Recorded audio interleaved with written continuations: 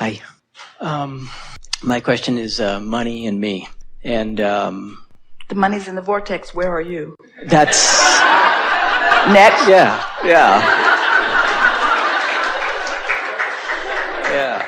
Well, that's the question. I feel. Well, you see, here's the thing. The vortex is. So what's this screwy vortex anyway? It's where the money is, right?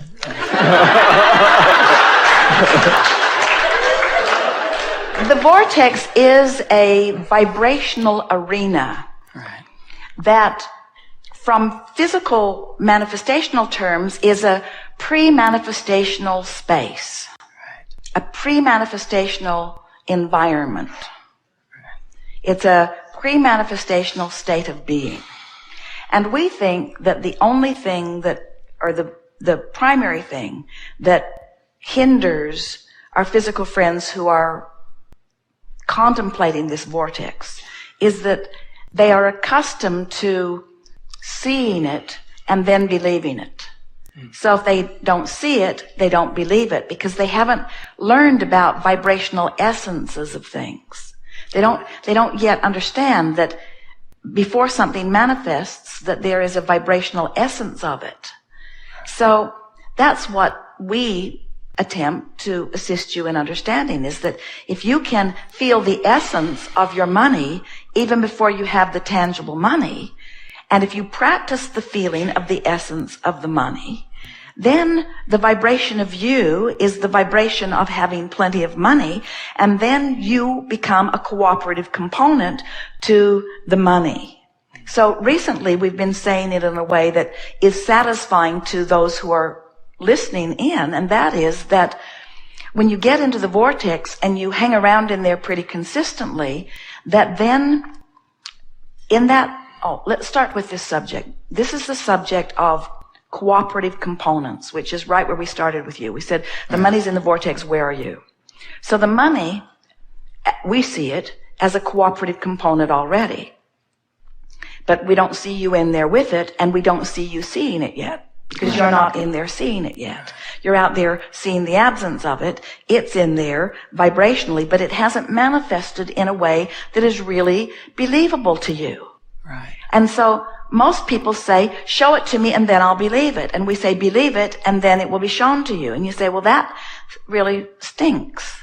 In other words, show it to me and then I'll believe it. And we say, believe it and then it will be shown. So that's the concept that we're asking you to accept. Right. While we recognize that it's unpleasant. So then, we're talking about this vortex that, since it hasn't manifested yet, because it's a vibrational space, it's not something that you can translate with your physical senses.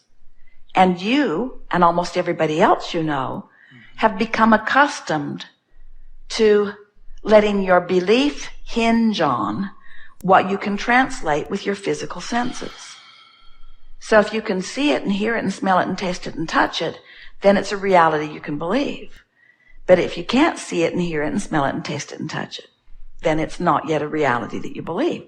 Although you do have some departure from that. You don't hear what your dog hears, but you don't doubt that he's hearing it. Mm-hmm. You found a way to build that bridge. Well, he just hears in a different range. Smells in a different range too. That's to your advantage, really. So now we're stretching it a little bit, aren't we? In other words, there are things that you believe that are not your personal experience, but you don't doubt. So then can you conceptually accept that there is money that you can't see, that if you could get into the vortex, and we don't recommend you do it on the subject of money because that'll throw you out, but get in there any way you can till your average vibration raises. Now what's going to begin to happen is you're going to begin rendezvousing with other cooperative components. Well, what will those cooperative components look like? Well, in the beginning, the cooperative component is just an emotion. It's an emotion of interest, Haven't you had the experience where you're really interested in something even though you don't really know why? Haven't you ever found a person to be really fascinating even before you've had any really conversation? In other words, there's an interest. Well, that's you becoming a cooperative component. Right. So ideas begin to occur to you. Impulses begin to occur to you. Esther was driving yesterday really fast and loving it. She had her cruise set at 75 in a 65 zone.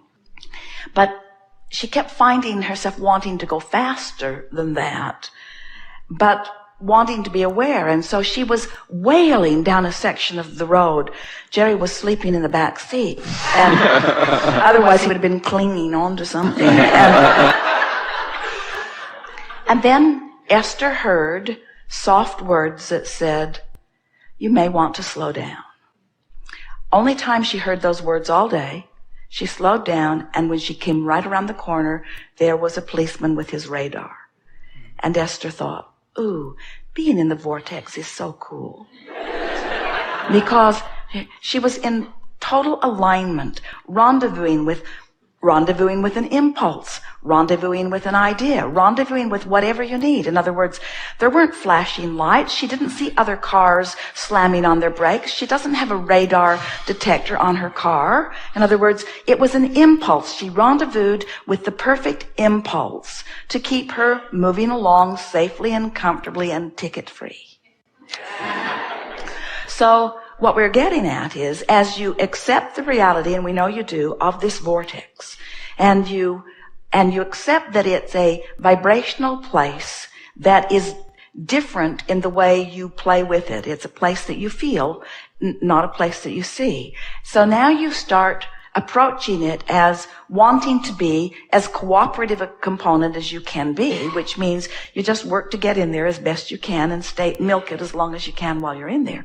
Then what begins to happen is, when you rendezvous with an impulse, even before you have any tangible evidence, in other words, that impulse may not immediately lead to something that gives you money, but it doesn't have to, because it was an impulse that felt good when it came. So now you're a cooperative component, a conscious cooperative component to impulses that increasingly feel good to you.